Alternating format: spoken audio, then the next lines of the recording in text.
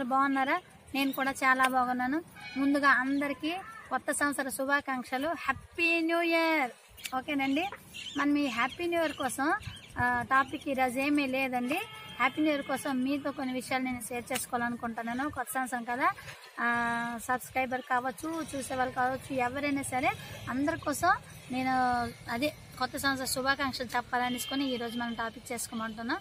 ఆ టాపిక్ ఏదో చెప్పబోయే ముందు మీరు కానీ నా వీడియో మొదటిసారి చూసినట్టయితే ప్లీజ్ లైక్ చేసి షేర్ చేయండి.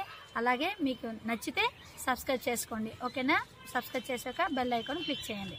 ఇప్పుడు మనం టాపిక్లోకి వెళ్ళిపోదాం.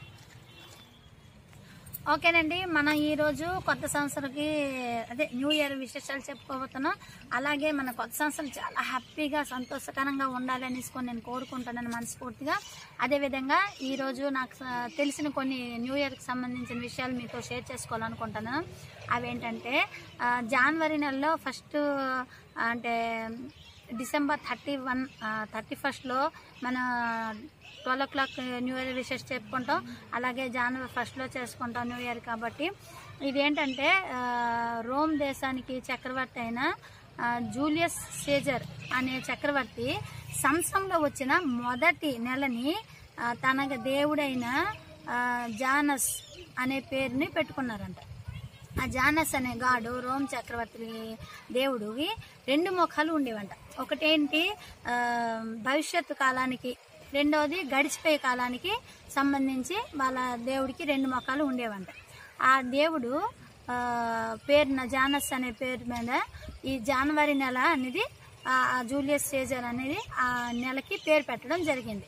సో ఈ జనవరి అనేది వాళ్ళ దేవుడి పేరు మీద జరుగుతుంది. ఆ రోజు మన 1 నుండి వాళ్ళు మొదలుపెట్టింది ఈ హ్యాపీ న్యూ ఇయర్, అదే కొత్త సంవత్సరం అనేది ఆ రాజు మొదలు పెట్టడం జరిగింది. సో ఇదే కాకుండా ఈ రోమ్ దేశానికి ఎవరైతే గాడుగా ఉండేవారో అతనికి చాలా పేర్లు ఉండేవంట. ఈ జానస్ దేవుడికి అనేక రకాల పేర్లతో పిలిచేవారంట. అదేంటి, గాడ్ ఆఫ్ గేట్స్ అని, గాడ్ ఆఫ్ పేజెస్ అని, గాడ్ ఆఫ్ డోర్వేస్ అని, God of beginning and ending అని పిలిచేవారు. ఇది ఈ దేవుడు వాళ్ళ రోమన్స్కి శాంతికి మరియు సమయానికి దేవుడిగా ఉండేవారంట. ఎలా అయితే మనం ఎండకి సూర్యుడు, వానకి వారణ దేవుడు అలా పెట్టుకుంటామో, వాళ్ళు సమయానికి మరియు శాంతి కోసం ఈ దేవుడికి 2 ముఖాలతో ఉండే దేవుడిని పిలిచేవాళ్ళు. ఆ దేవుడి పేరునే మనకి వచ్చే సంవత్సరంలో వచ్చే మొదటి నెలకి జనవరి అని పేరు పెట్టడం జరిగింది. సో ప్రపంచంలో ఈ మన హ్యాపీ న్యూ ఇయర్ వచ్చే ముందు చాలామంది చాలా రకాలుగా అనుకుంటాం. ఏంటి, మనం ఎన్నో మన జీవితంలో కొన్ని లైఫ్ స్టైల్ మార్చుకోవాలని చెప్పుకుంటాం. అది ఎలాంటివి అంటే మనం క్రమశిక్షణగా ఉండాలని, తక్కువ డబ్బు ఖర్చు పెట్టాలని, ఒకవేళ అధిక బరువు తగ్గించుకోవాలని, ఇతరులకి హాని చేయకుండా ఉండాలని, మనం అధికంగా సంపాదించాలని, మంచి పద్ధతిలో ఉండాలని, ఇలా చాలా రకాలుగా చాలా మనం అనుకుంటాం. కానీ అది హ్యాపీ న్యూ ఇయర్ వచ్చి ఇలా వెళ్ళి మరుసటి వారానికి 25% సేమ్ వాళ్ళ పద్ధతిలో వాళ్ళే మళ్ళీ మొదలు పెడతాం. ఎలా అయితే మనం న్యూ ఇయర్కి ముందుగా ఎలా ఉండేవాళ్ళమో మనం అనుకోవడం కాదు, అది ఆచరించాలి. ఆచరించేటప్పుడు ప్రతి ఒక్క పర్సన్ అండి, మన కొత్త సంవత్సరం వచ్చింది, కొత్తగా ఆలోచనతో మనకు మనం సరిదిద్దుకుందాం, మనం ఆచరించుదాం అని ప్రవర్తించుకుంటే మంచి పద్ధతిలో వెళ్ళాలి. మంచి అంటే ఉపయోగపడే, నలుగురికి ఉపయోగపడే పనులు చేద్దాం. కొద్దిగా మార్నింగ్ లెగాలి అనుకుంటాం కానీ లెగలేము, అది న్యూ ఇయర్ నుండి స్టార్ట్ చేయండి. మన హెల్తీకి మంచిది కదా. ఎక్కువ ఖర్చు పెట్టాలనుకుంటున్నారు చాలామంది, పడుతుంటారు కూడా. అలా కాకుండా కొద్దిగా మన లిమిట్లో మనం ఖర్చు పెట్టుకోవాలి. మనకు తగ్గట్టు మనం ఉండాలి అనుకునే ప్లాన్ ఎప్పటి నుండి చేస్తామంటున్నాం, చేయలేకపోతున్నాం అనుకోవచ్చు. అది మనం హ్యాపీ న్యూ ఇయర్ నుండి న్యూ ఇయర్ నుండి మొదలు పెట్టుకుంటే బాగుంటుంది కదా అని నా ఉద్దేశం. ప్రతి ఒక్కటి మంచి పద్ధతులు అనేవి మనకి వచ్చే కొత్త సంవత్సరంలో మొదటి రోజు నుండి స్టార్ట్ చేస్తే మనకి మంచిగా ఉంటుంది. మనం ఒక మంచి పనులు చేస్తామనేసి మనకి మనం సాటిస్ఫై చేసుకోవచ్చు, ఫుల్ఫిల్ అవ్వడానికి అవకాశం ఉంటుంది. మనం కొత్త సంవత్సరాన్ని మనకు మనం ముందుగా ఏంటంటే మనలో మనం మార్పు తెచ్చుకోవాలండి. మనం సపోజ్ ఇంట్లో ఉన్న వాళ్ళకి చెప్తాం ఇది తప్పు అది చెడు, సపోజ్ అంతెందుకు మనం చిన్న పిల్లల్ని తీసుకుందాం, మన పిల్లల్ని మనం చెప్పుకుంటాం, బాబు అది చేయొద్దు ఇది చేయొద్దు అంటే అమ్మ నువ్వు ముందు చూడు, లేకపోతే ఎవరో డాడీ ముందు నువ్వు చూడు అని చెప్తాం. అంటే దాని అర్థం ఏంటి, ముందు లోపం మనలో ఉంది, మనకు మనం క్లియర్ అవ్వాలి. మనది మనం మార్చుకుంటే మన ఇతరులు చెప్పడానికి అవకాశం ఉంటుంది. ఆ మార్పు అనేది మనలో మనం మార్చుకోలేకపోవచ్చు. అది హ్యాపీ న్యూ ఇయర్ నుండి స్టార్ట్ చేస్తే బాగుంటుంది కదా. మనం సర్దిద్దుకొని మనలో మన మార్పుని తెచ్చుకుంటే ఇతరులు మనం మార్చడానికి అవకాశం ఉంటుంది. మన ఇల్లు కూడా హ్యాపీగా ఉంటుంది. అలాగే మన చుట్టుపక్కల వాళ్ళు మనం చెప్పుకున్నట్టు అదేవిధంగా ఈ మార్పులు అనేది కొత్త సంవత్సరం వస్తుంది కాబట్టి మనం కొత్తగా ఆలోచిద్దాం. మనలో మన మార్పుల్ని మన ప్రవర్తనని అన్నీ అంటే మంచిగా ప్రవర్తించడానికి, అనుకూలంగా సానుకూలంగా ఉండడానికి ప్రవర్తించడానికి చూసుకుంటే బాగుంటుందని నా ఉద్దేశం.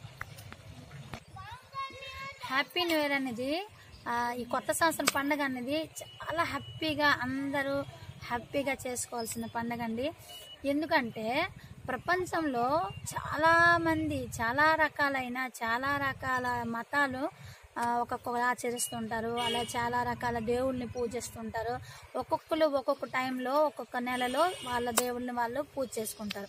సపోజ్ మన ఇండియన్స్ అందులో తెలుగు వారిని చూసుకుంటే మన సంక్రాంతి అన్నది చాలా ఇంపార్టెంట్గా చేసుకుంటాం. సంక్రాంతి ఎప్పుడు వస్తుంది, ఎవ్రీ ఇయర్ ఫస్ట్ నెలలో జనవరిలో వస్తుంది. మనం జనవరిలో సంక్రాంతి చేసుకుంటాం. అలాగే క్రిస్టియన్స్ వాళ్ళు ఎక్స్మస్ డిసెంబర్ 25th చేసుకుంటారు. అదేవిధంగా ముస్లిమ్స్ వాళ్ళు ఈద్ కానీ రంజాన్ కానీ వాళ్ళ మంత్లో వాళ్ళు చేసుకుంటారు. అలాగే సిక్కులు బౌద్ధిజం ఇలా చాలా మంది చేసుకుంటారు. కానీ అందరూ ఒకే నెలలో ఒకే టైంలో ఒకేసారి చేసుకునే పండుగ ఏంటి, హ్యాపీ న్యూ ఇయర్ కదా. అంటే ఇది చాలా గ్రేట్ అన్నమాట. అందరికీ చాలా శుభసూచకంగా అనిపిస్తుంది. మంచి పద్ధతులతో మంచి ఆచరణతో చేసుకుంటే మనసుకు చాలా పీస్ఫుల్ అనిపిస్తుంది. కాబట్టి నేను చాలా హ్యాపీగా ఉన్నాను. మీరందరూ కూడా ఇదే విధంగా మంచి పద్ధతులతో మంచి ఆచరణతో హ్యాపీ న్యూ ఇయర్ చాలా హ్యాపీగా చేసుకోండి. ఎందుకంటే మన లాస్ట్ ఇయర్ 2020 అంటే ఇయర్ మొత్తం ఎంత బాధాకరంగా జరిగింది.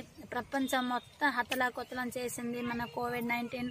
దానివల్ల చాలామంది కోల్పోవడం జరిగింది. చాలా నష్టపోయాము. చాలా లాక్డౌన్ వల్ల ఎంతంత ఇబ్బందులు పడ్డాం, చాలా బాధపడ్డాం. ప్రపంచం మొత్తం బాధ కలిగింది.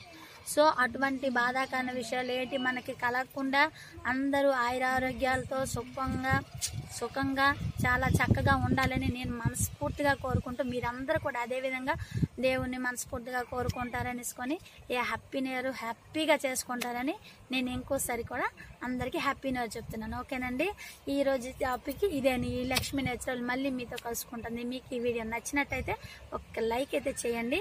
మీకు నచ్చితేనే సబ్స్క్రైబ్ చేయండి, లేకపోతే ఇబ్బంది ఏం లేదు, అస్సలు బాధపడండి. ఓకేనా, బాయ్, హ్యాపీ